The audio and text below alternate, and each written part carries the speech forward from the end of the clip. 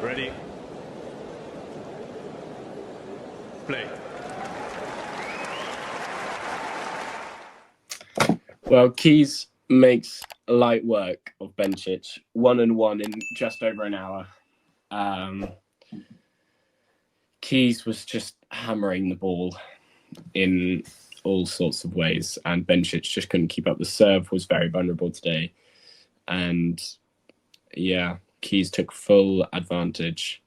I think that says that Bencic's first serve percent win is 45%, which is never going to be high enough. But nevertheless, still another fantastic week for Bencic on her comeback. I mean, it's incredible the progress that she's made since becoming a mum, and 2.5 months back on tour, and she's already in the top 50. I believe she's now in the top 40 after this week. And it's been she'll go to Miami with a lot of confidence.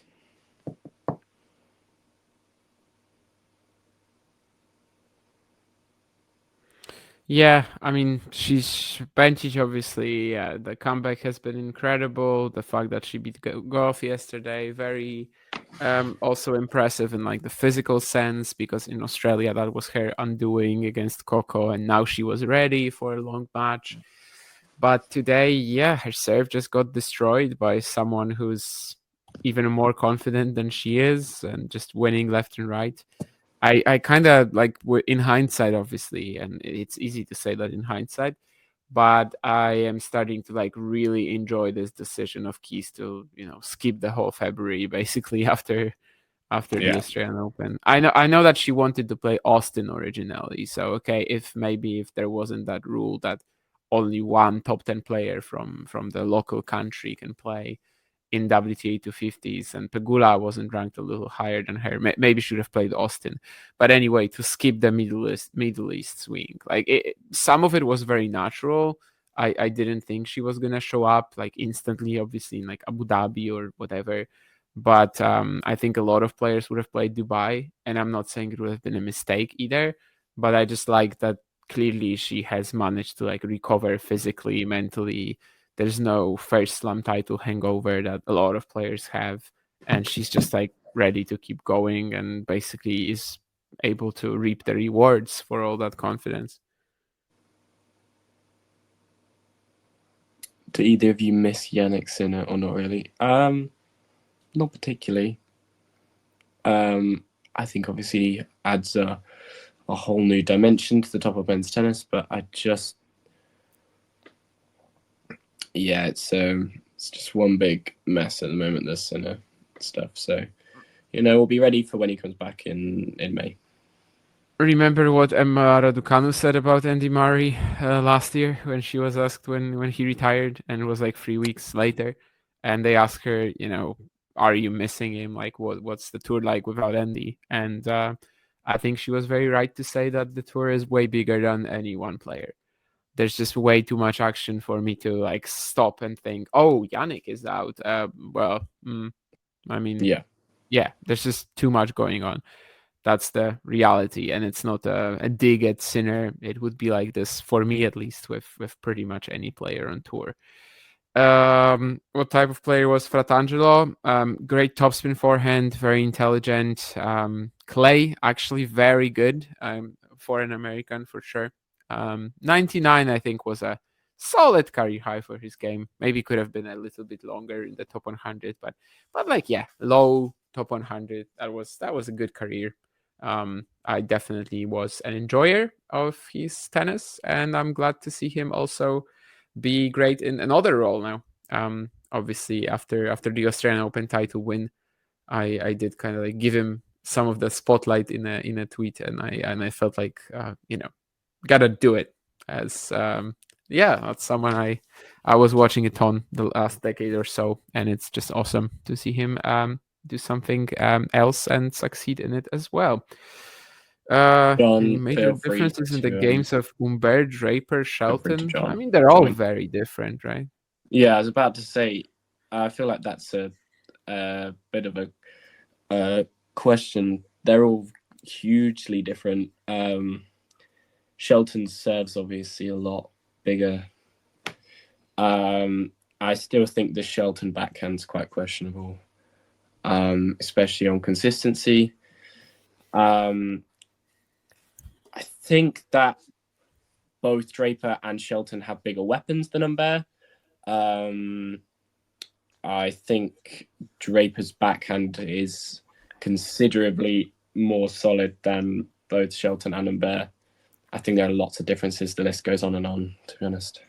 Damien, I think that I can see the lineage there, though, Damien, right? The lineage of what? The leftiness? There, for example, the serve. Decent serves. Yeah. All of them decent servers, all of them lefties. But there's a lineage. I'm not relatively aggressive. I mean, Draper is the one where like he's not as much of an all-out attacker as Shelton and Humbert. But Draper, Shelton's more fun. But there's a lineage. When we were talking about Shelton and Draper earlier, I was thinking, yeah, there's a lot of similarity. They're different in many ways. No, honestly, it's just lefty and lefty. I don't think there's that much. Age, bursting on the scene. Age, sure. Yeah, age ranking. Yeah, I mean, if we kind of step away from the game, but yeah. Humbert also, I mean, he hits so much flatter. He takes the ball so much earlier. Shelton and Draper, definitely more like top spin users on the forehands. Okay. We have 2 semifinals set, if I've got my maths right. Almost 3. In fact, we've got 3 of the women's semifinalists set, as opposed to just 2, I think, on the men's side. Iga Swiatek, Mirra, Andreeva. Iga obviously winning her match earlier today, 6-3, 6-3. I think I predicted 6-3, 6-4, just sort of casually going, I think it'll be closer than any of her previous matches, but I still think she'll get it done in straight sets. That turned out to be the case. Did either of you catch any of Iga's match earlier, by the way? I caught a tiny bit, not that much. I wasn't to be honest, I didn't tune in plainly because I knew that Iga would get it done. And I didn't see an entirety of me thinking, oh, this is going to be really close. Especially with the way that Zheng's been playing this season. She's been not at her best. So you take how Iga's been playing this week, and I just thought it wouldn't be too much of a struggle for Iga. But yeah, I think Iga just loves these courts so much that it's going to be tough to stop her. But obviously, Andreeva is a different challenge altogether from Zheng. It is. Yeah, it was like 6-3 for 1 when I finished my practice, so I didn't bother to turn on the stream at all. Yeah, I think there was actually a Kinwen break, if I'm right. Actually, to get one of those, she went down a double break, and then I think she got one of them back. I think I even wrote in the chat just now. Basically, it's been a bit of a theme this week with a few sort of meaningless breaks, and that was probably one of them. And in fact, I think Kinwen there wasn't able to hold serve to at least get it to 4 and make Iga serve it out. Anyway, honing in on this match in particular. Iga Swiatek, Mirra, Andreeva head to head. Somebody either interrupt me and tell me what it is, or I will. Yeah, it's just 1-1. 1-1, right? Okay. I remember they had one in Cincinnati last year. Am I right? Where Iga won that one super tight. That's the tougher one to remember, actually. Oh well, of course, yeah, I guess so because in terms of recency, but actually, funny enough, I remember that one. Yeah, reasonably clearly. But there was obviously one more recent than that. Damien, give me your thoughts on those 2 previous encounters. I mean, it's been tough. Obviously, much faster conditions. Cincinnati and Dubai, both. Cincinnati especially, just felt like Swiatek was... I mean, she's always off with her timing there. Dubai, actually, going into the semis, though, she was playing pretty well. And then Andreeva happens. And... I don't know, she's just so tough. She basically makes Iga struggle in every single game on serve. She gets 3 points herself. She's such a good defender. She responds as well. She's like aggressive for her standards in that match, putting a lot of pressure on. could be a bit tougher in Indian Wells, but she hasn't really struggled so far in any matchup really. Whether it's like Svitolina and it's more of a chess match, or it's Rybakina Tauson who just try to attack her, and yeah, Andreeva plays like she has 350 IQ. So it's the toughest match that Iga has had so far. It's the toughest match that Iga has had in Indian Wells since Rybakina in 23. I was thinking to say, is it the toughest match she potentially has for a couple of years? Yeah. Yeah, definitely. I mean, 24 was, I mean, the draw just blew up. Of course, Iga was good enough on these courts to like take advantage anyway, even if it was a Sabalenka in the final and I don't know, a Goff in the semis. I don't remember how the draw was constructed exactly. But yeah, now we actually have some question marks. Now we haven't had a title, we haven't had a final from Iga, at least in an individual event in forever. And yeah, I know. I'm referencing a chat we had earlier about whether the United Cup is a final for Swiatek or not. And it sorta is in this very case, but that's why I said individual event. So yeah, now we actually have some doubts, and Andreeva is playing so well that she's also obviously instilling them. She's going to be sort of a new member of a big three, big four, whatever it happens to be at the time. Fergus, I think you were doing at least some of the commentary for Andreeva's win over Rebecca the other day. And I heard you guys sort of talking about big moments, big points. There was an early break for Rebecca, I think at the beginning of the second set in that particular encounter. But actually, it felt like the biggest moment was the first game, I think, when Andreeva broke. Certainly on the Rebecca and the serve. And I just thought there never felt any danger for Andreeva for the rest of the match. I don't know about, excuse me, not about today, but what do you think about Andreeva and Swiatek?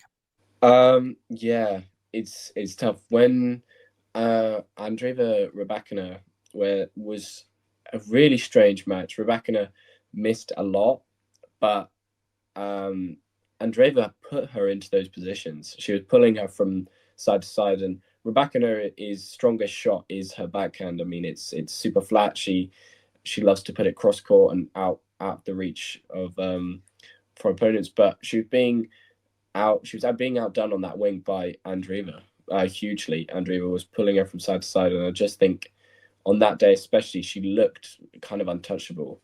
And Damien mentioned how good of a defender Andreeva is. And you look at how good of a defender Swiatek is, she's arguably the best defender on tour. And I just think that when Swiatek comes up against someone similar sort of defensive qualities, great backhand, obviously monster forehand as well, I think it's gonna be tight. I think whoever lands more first serves will probably have the edge. I think it will go 3, but I think both their returning games are just so good that it's going to come down to who lands more first serves. But yeah, it's going to be tough. I'm still going to lean Iga. Damien? Yeah. Same, Fergus? I'm going to lean Iga into it.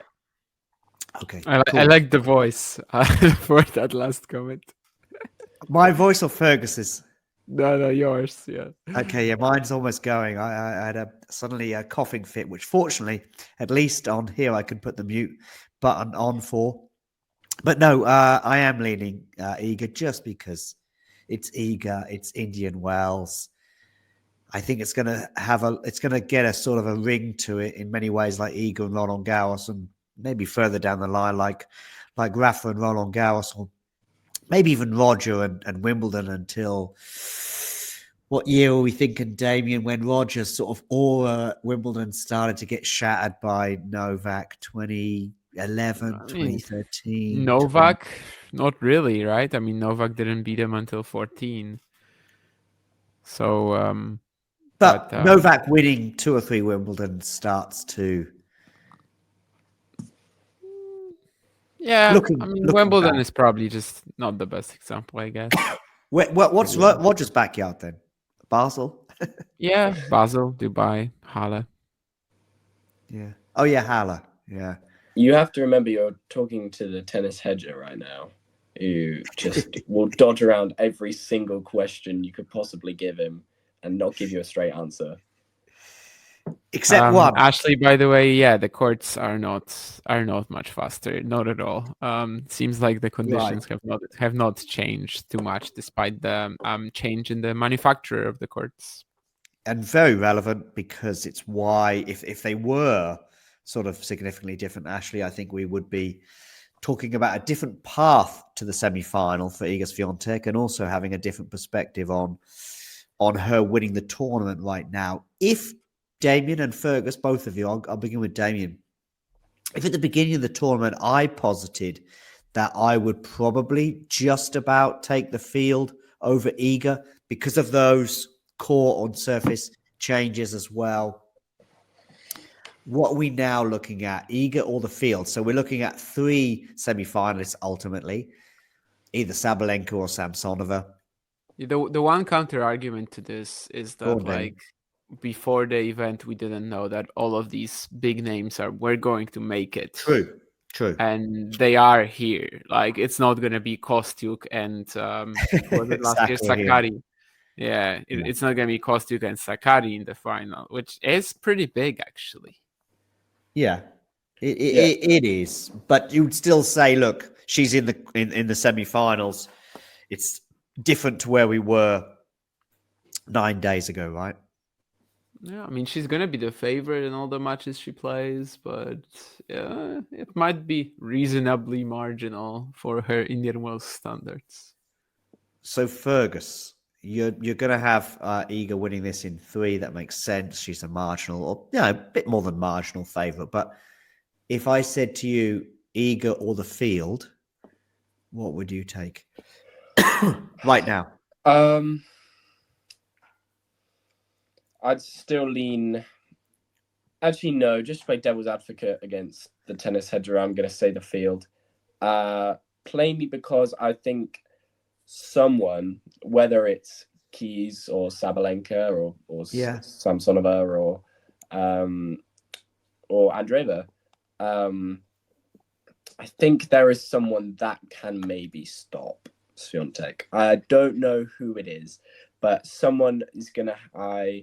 It might be that someone just has a really on day, and I mean, it's obviously rare, but Iga has an off day in Indian Wells and just misses a couple of balls, and maybe Keys. I mean, the way that Keys was obviously the Bencic serve wasn't at her strongest today, but the Keys returning was superb, and the way she seems to be missing next to nothing at the moment, even in points that she looks like she's completely out of, she somehow turns around and wins. So maybe Keys can turn around.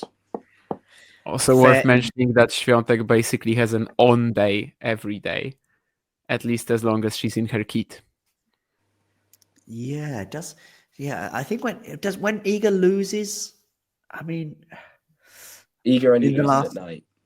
In the last 18 months, she seems to have more on days than off. Anyway, all right. I don't think you got it, but that's no, good. I think I missed it. There was an... Oh, I see. Yeah.